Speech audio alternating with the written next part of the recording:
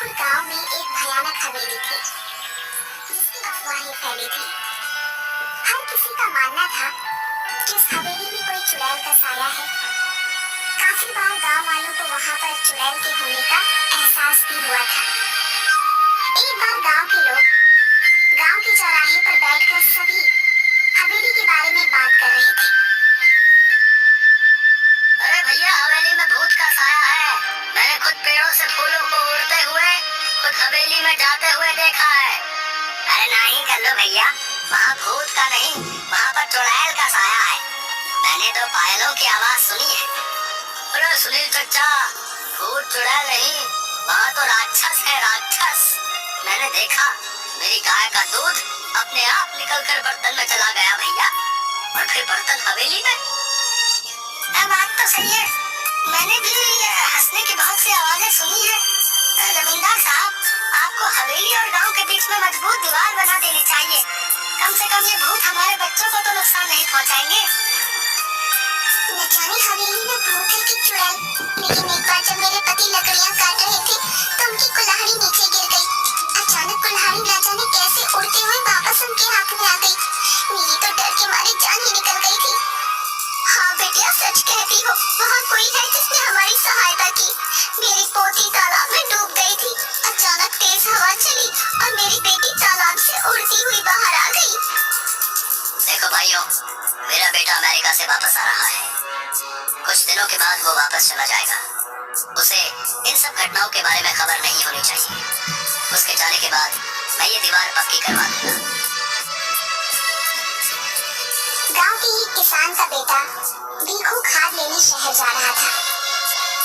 रास्ता हवेली के सामने से ही गुजरता। जब वह हवेली के आगे से डरता हुआ पहुंचा तो उसने देखा एक सुंदर सी लड़की उसके सामने आकर खड़ी हो गई। तुम कौन हो और यहाँ क्या कर रही हो? तुम्हें नहीं पता ये हवेली भूतिया है, यहाँ रहना खतरे से खाली नहीं। मेरा नाम किरण है, मैं तो यहीं रहती हूँ। हम यहाँ आते जाते हैं, भूत तो नहीं देखा हमने कभी। अच्छा, और ये तो भूतिया हवेली है और लोग कहते हैं यहाँ भयंकर चुड़ैलें रहती हैं। ये सब सुनकर भीखू मन ही मन डरने लगा। उसके दिमाग में यही चल रहा था कि जो कुछ भी आज तक उसने सुना वो सच है या झूठ। तभी किरण बोली, तुम्हें पता है मैं हवेली में ही रहती हूँ। मुझे लगता है कि इस हवेली में भूत चुड़ैल रहती है। तुम चुड़ैल भूत जैसी चीजों पर विश्वास रखती हो? मैं फालतू में ही इतना सोच रहा हूँ। ये लड़की होकर भी नहीं डर रही। ये भूत चुड़ैल मन का वहम है, ये सच्चाई थोड़ी ना है। हाँ, तुम्हें मैं अपने बाकी लोगों से मिलवाती हूँ, इससे तुम्हारा डर हमेशा के लिए खत्म हो जाएगा। भीखू किरण के पीछे पीछे चलने लगा कि अचानक उसे जोर का धक्का लगा और वह हवेली की पहाड़ी से नीचे गिर गया। गांव वाले तुरंत दौड़ते हुए भीखू के पास आए और पूछने लगे क्या हुआ। तभी भीखू के मुंह से बस ये शब्द निकले, हवेली, लड़की, किरण, हवेली।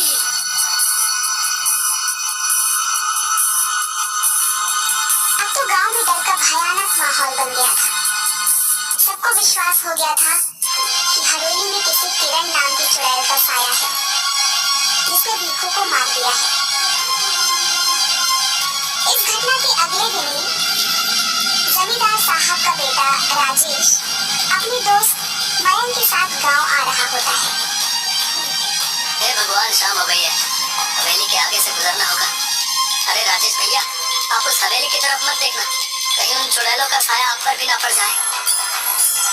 अरे राजेश, तेरा ड्राइवर क्या कह रहा है? चुड़ैलों का साया? गांव के अंधविश्वासों का तो अपना ही मजा है।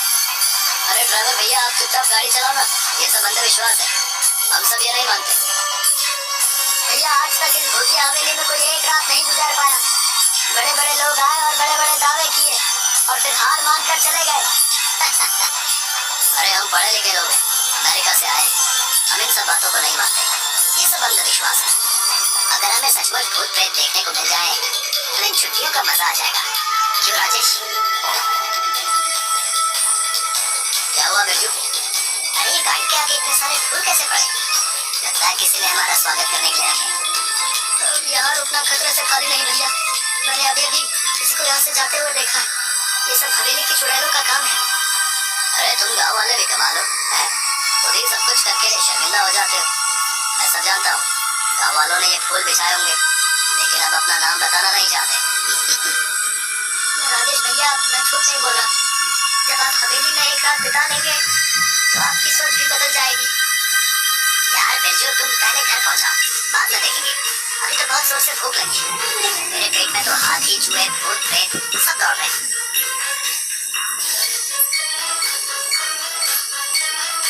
कुछ ही देर में दोनों दोस्त घर पहुंच जाते हैं और आराम से सो जाते हैं।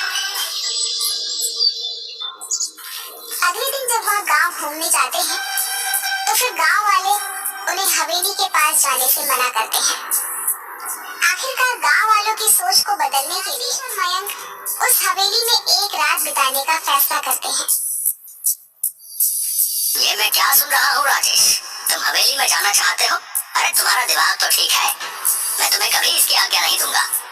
पिताजी हम अमेरिका से पढ़कर आए हैं, हम ऐसे अंधविश्वासों को नहीं मानते। वैसे भी वो हवेली बहुत पुरानी है, हम उसे हेरिटेज होटल बनाना चाहते हैं। करोड़ों की प्रॉपर्टी है। अरे चाचा जी, हो सकता है इस हवेली में कुछ लोगों ने कब्जा करने के लिए इस तरह की अफवाहें उड़ाई हो। हम हमेशा के लिए इन सब का समाधान कर देंगे। ठीक है, अगर तुम लोग नहीं मानते तो जाओ, लेकिन अपने साथ 2 गार्ड, बंदूक और सुरक्षा का सारा सामान साथ ले जाओ।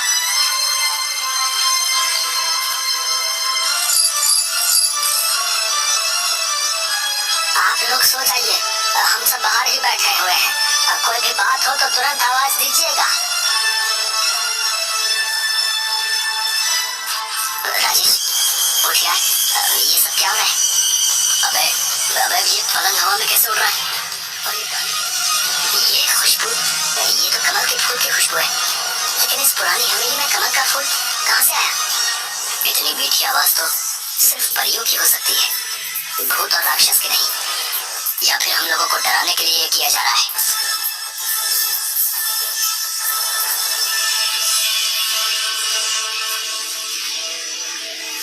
क्या तुमने वही देखा जो मैं देख रहा हूँ?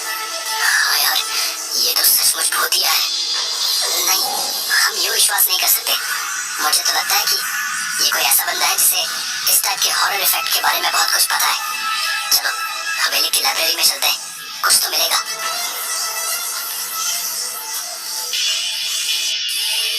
दूसरी दुनिया की परियों की है, जो कभी कभी उस दुनिया से इस दुनिया में घूमने आया करती थी। 150 साल पहले ये हवेली उन्हीं परियों का अतिथि गृह हुआ करता था, जहाँ पर वे अपना समय बिताने आया करती थी।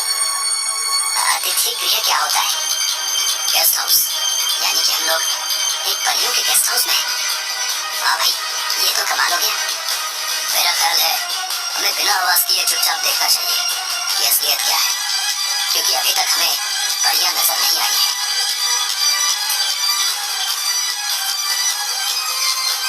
इसके बाद वो परियों का इंतजार करने लगते हैं।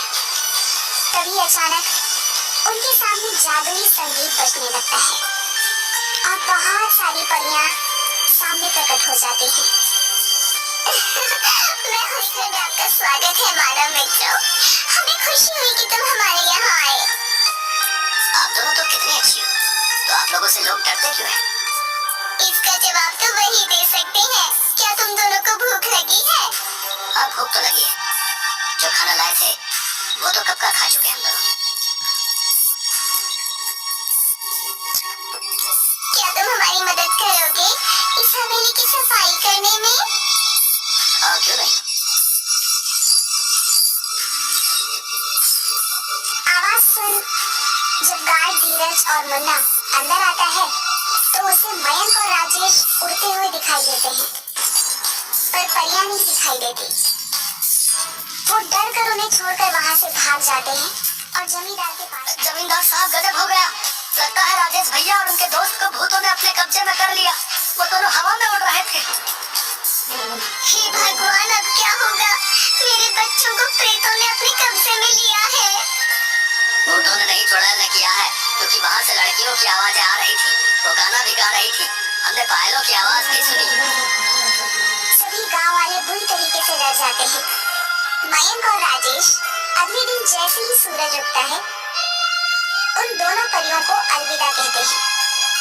हम पर विश्वास करने के लिए धन्यवाद राजेश और मयंक, लेकिन गांव वाले हम पर भरोसा नहीं करते। इस हवेली से हमारी यादें जुड़ी हैं, इसलिए जब भी मन करता है तो कुछ वक्त बिताने हम यहाँ आ जाते हैं। लेकिन भीखू पर हमला तो सुबह हुआ था। मैं यही बताना चाहा, हमने नहीं किया।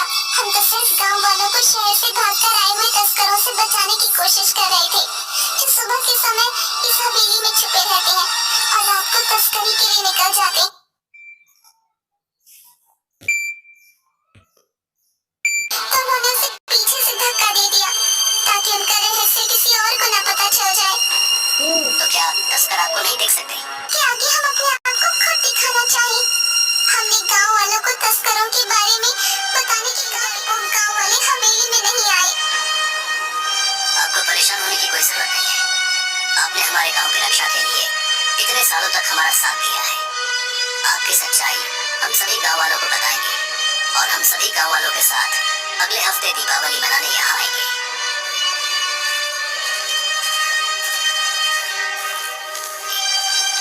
राजेश और मयंक सारी कहानी सबको बताते हैं। तस्करों की सूचना दे दी जाती है।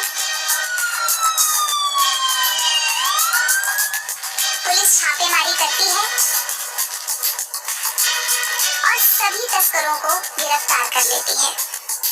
अरे आज तुम सब लोग अच्छे चढ़े हो। अब देखो इंस्पेक्टर टोंडे तुम लोगों के साथ क्या करता है। सबके नाक में दम करके रखा था। थानेदार साहब धन्यवाद वक्त से आने के लिए। आप इन सबको कड़ी से कड़ी सजा दिलवाइएगा। इन्होंने भीखू की हत्या भी की है। अरे ले चलो रे इन सबको गाड़ी में भर के। आप सब गांव वालों को अब इस हवेली से डरने की कोई जरूरत ना है। कुछ ना होता है ये भूत प्रेत। समझदार बनो तुम सब राजेश और मयंक की तरह। गांव वालों को राजेश की बात पर भरोसा होने लगता है। दिवाली के दिन सभी गांव वाले परियों ने पूरी हवेली को दीपों से सजाया होता है। हवा में आतिशबाजी होने लगती है। परियां सबके सामने प्रकट हो जाती हैं। परियों को देखकर सभी बहुत खुश होते हैं और उनके साथ मिलकर दिवाली मनाते हैं। इसके बाद सभी हंसी खुशी से गांव में रहने लगते हैं।